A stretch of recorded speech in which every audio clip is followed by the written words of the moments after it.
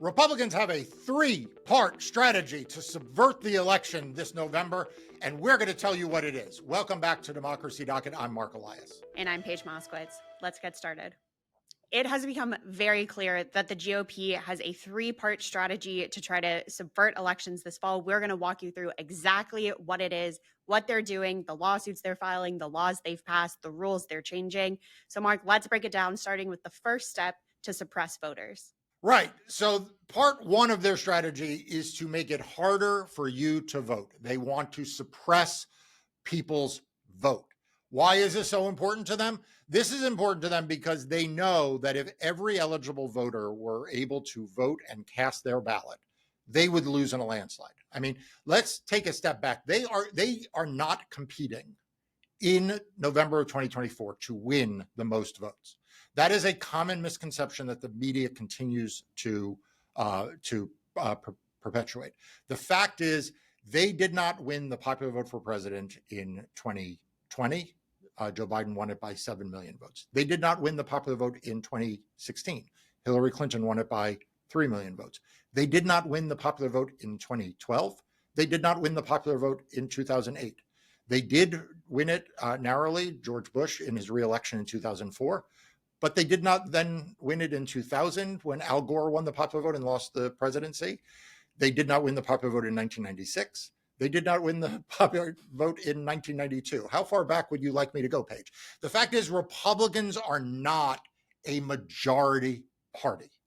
They are a minority party who relies on things like the Electoral College, on things like the fact that big states only get 2 senators and small states get 2 senators, that they rely on gerrymandering, state legislative races and congressional races. In other words, they rely on the rules to maintain power, even though they don't have majority support.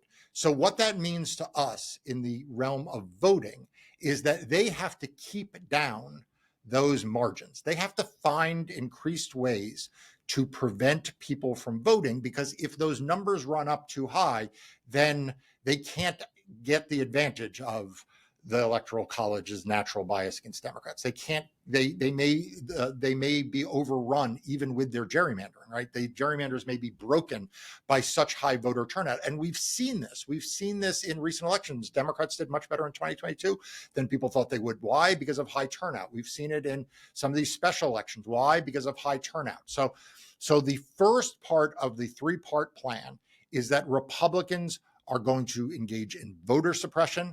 They enacted a whole bunch of new laws in 2021.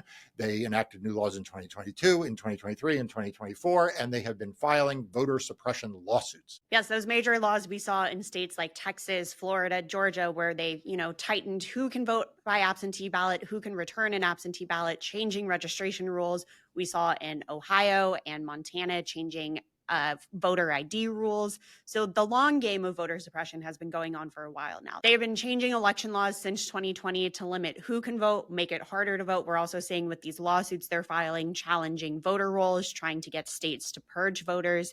They are simply trying to limit the electorate. They're trying to limit who can vote, the ways they can vote, and whether or not their votes will ultimately be counted. That's right. And that's why we have seen this huge influx of litigation by the Republican Party itself, and Donald Trump, by the way, and Donald Trump's campaign. We didn't see that in 2020, but this election cycle, they have gotten desperate enough in some places. They've actually brought litigation, not just in the name of the Republican Party or a state party or a Republican affiliate, but in the name of the Trump campaign. And that's before you get to the web of right-wing organizations that work, in close, collaboration or at least directionally for the same things in this well-funded right-wing, web that file these lawsuits. All of this, Paige, is in service of the first of the three-part strategy, which is trying to suppress the vote. So that's step one, to suppress voters. Step two is to challenge voters and intimidate election workers. Now, we've seen the voter challenges part for a while now. So, Marc, talk to us about election vigilantism, how Republicans are facilitating these mass voter challenges. Yeah, so I think of the three, this is the one that I think deserves much more attention than it's gotten. People know that there's voter suppression. I think if you ask, even, the mainstream media, you ask a lot of Democrats or pro-democracy groups, they can rattle off a list of voter suppression techniques. And states that have engaged in them, or laws like Paige, you pointed out, the Texas law or the Georgia law. But the one that I think is not getting the attention it deserves is this one, which is voter challenges and intimidation of election officials. And the voter challenges, as you said, we started to see this in earnest in the special elections at the end of the 2020 cycle. So we didn't really see a lot of voter challenges before the 2020 election. We actually saw it in the Georgia runoff elections in the Senate race in 2020, really that took place in January 2021, where you started to see these groups of vote suppressors and election vigilantes compile lists of tens of thousands of people, hundreds of thousands of people in the end, who they had never met and they did not know. And they would submit these names to county or local election officials and ask that those people be removed from the rolls. So when we talk about a voter challenge, that's what we mean. It is someone in the community, not the state, not the county, it is someone in the community who gets your name and puts it on a spreadsheet and says, you shouldn't be allowed to vote. You should be removed from the voter rolls. If that sounds Orwellian, it is. And it's nuts that it's allowed, but it is not just allowed, it has grown. Georgia, in their voter suppression law in 2021, made it easier to challenge and harder to defeat challenges. And just earlier this year, they made it easier to challenge again. And we are seeing litigation now by these folks trying to make challenging easier. So this notion that people should be able to remove other people from the rolls is something that is growing. It is a huge threat. It is not just in Georgia. We see these voter challenges in Nevada. We see these voter challenges in Texas, lots of voter challenges in Texas, competitive Senate race, by the way, in Texas, as well as, important congressional races in Texas, Nevada, presidential, Senate, and congressional races. So we're seeing this around the country and in other states as well, not just those. But this is going to be one of the big stories, I think, in the final 2 months of the election. And we're seeing these actions happen by the same group. So True the Vote, a right-wing organization based in Texas, challenged over 250,000 voter registrations in the runoff to the Georgia Senate races in January of 2021. Like you said, True the Vote has also just submitted tens of thousands of voter challenges in the state of Texas. Now, the good news is that Texas has said, we're too close to an election. We have a process in place for voter challenges anyway. So election officials there are not worried about people getting off the rolls for this election because of True the Vote's voter challenges, but it intimidates voters. It sows doubt into the elections process. It makes people hesitant and scared to go and actually cast their ballot, because what if they show up and they're told your voter registration was challenged, you're not an eligible voter, or we need you to give us more information to prove you are who you say you are. So intimidation of voters also goes into the intimidation of election officials, which is the second part of step 2. Marc, we have heard reports after reports of increased harassment and intimidation against election officials since the 2020 election.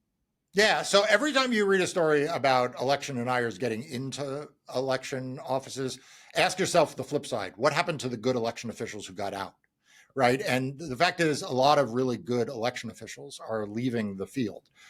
They were just deciding it's not worth the trouble. It's not worth the harassment. It's not worth being doxxed. And so we are facing a problem, not just of the bad apples getting into the bunch, but the good apples getting out. And that is a really big problem. And it is not accidental. It is not happening by chance. It is happening because this is part of a strategy by the right wing and the Republican Party to make it easier to harass election officials. The Republican Party and their allies have brought litigation in several states claiming a First Amendment right to harass election workers. You heard that right.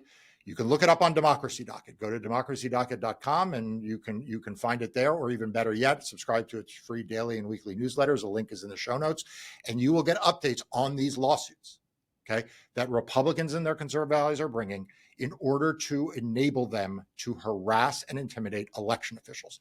It is a big, big problem. And again, it is the second of the 3-part strategy that Republicans have for this fall. And the third part of this strategy, Marc, we've talked about it a lot recently, is a goal of refusing or delaying certification. Yeah, and we have talked a lot about this, and many of our viewers have written in about this, how concerned they are in what they read about the certification process. You know, when on TV on election night, when you see that a race has been called by a certain for a certain state or for a certain race, what they're talking about is the unofficial results. These are the results that are coming in from the precincts. Well, ultimately, those precinct results have to be totaled up and reconciled by local election officials. Oftentimes they're called canvassing boards.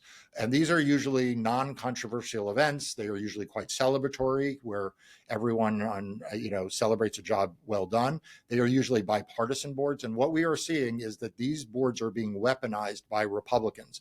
They are replacing reasonable Republicans, and they are putting on these boards election deniers whose stated mission is not to certify the accurate results of elections, either refusing to certify at all, insisting on frivolous investigations, or potentially even certifying inaccurate results. You have seen this come to a head in Georgia specifically, where the state election board, MAGA controlled, have been passing rules that will set the playing field for this to happen in Georgia. But it's not just Georgia. You know, my law firm had to sue Cochise County, Arizona in 2022 over this. We had to sue a county in Pennsylvania over this in 2022. And of course, going all the way back, Paige, to 2020, we saw Donald Trump and Ronna McDaniel try to get the Wayne County canvassing board, this county that covers Detroit, to not certify the election results there. And this is going to be a major battlefield in the post-election in this election. Marc, that's their three-part strategy: suppress voters, challenge voters, intimidate election officials, and refuse to certify the results. What's being done to fight back? Look, so this is an all hands on deck thing. You know, the lawyers, you know, my law firm, we are in court, other lawyers are in court around the country to fight voter suppression, to prevent and deal with these challenges and intimidation, and to fight against rules that will allow against certification. But it's not just up to lawyers, you know, and the lawyers will be ready after the election as well. But it's not just up to the lawyers, you know, this is up to every one of us to call this out, to not normalize this, not accept that this is a reasonable strategy for the Republican Party to have embraced. It is not reasonable that the Republican Party has openly embraced voter suppression. It is not acceptable that the Republican Party is litigating to harass election officials. And it is beyond the pale. It is so out of bounds as to be extraordinary that they are enabling and encouraging people to refuse to acknowledge the results of elections by certifying on time accurate election results. But this is where we are. So I need everyone who is watching this to do their part. I need you, number one, to make sure you are registered to vote, that you have a plan to vote, that you confirm those details, that you're registered, that you haven't been purged, you haven't been kicked off the rolls, you haven't been subject to a challenge that's removed you, that you have a plan to vote, that if there's been voter suppression in your community, you know what the rules are now, and that you vote, and that you make sure your friends and your family are as well. But I also need you to speak out. I need you to speak out that it is not okay to suppress people's rights to vote. I need you to speak out that it is not okay to harass election officials. I need you to speak out that you expect that your vote is going to be accurately counted, and that it's going to be part of an accurately certified election results. And we need to make this a front burner issue in this election. We need to make this a front burner issue for the media. We need to make this a front burner issue for activists, because the Republicans count on you being cynical and discouraged. They count on you saying there's no point in voting because it won't matter anyway. They count on them being able to do these tricks in quiet, in the darkness, where no one is paying attention. And I promise you, if we all do that, the lawyers will do their part. The campaigns will do their part. They will be ready to defend your right to vote. They are already defending your right to vote in court, and they will do that in the post-election as well. But we all, in the next 2 months, need to band together against the Republicans' cynical three-part strategy of suppressing the vote, challenging voters and intimidating election officials, and refusing to certify elections. Please make sure you are subscribed to Democracy Docket and its free daily and weekly newsletters. The link is in the show notes below, and we will see you next time.